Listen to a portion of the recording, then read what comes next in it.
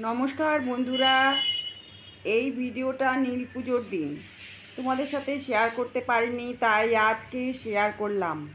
এটা আমার বোনের বাড়ি। বোনই ঠাকুর সব কিছু সাজানো গোজানো সবই বোন করেছিল।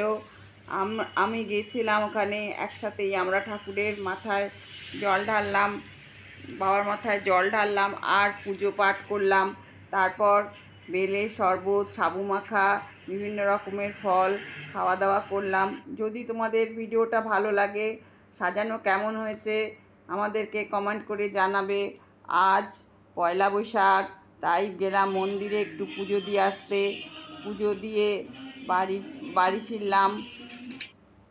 বাড়ি ফিরে দুই একজন এসেছিলো, তাদের সাথে একটু গল্প গুজব করা, বাড়িতেই খাওয়া দাওয়া করলাম।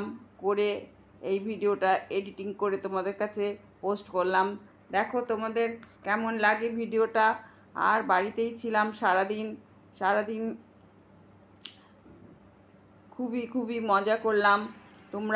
তোমরা আজকে পয়লা বৈশাখ কেমন মজা করলে জানিও। এখন ভিডিওটা শেষ করছি। টাটা, বাই বাই, আবার দেখা হবে নতুন ভিডিওতে।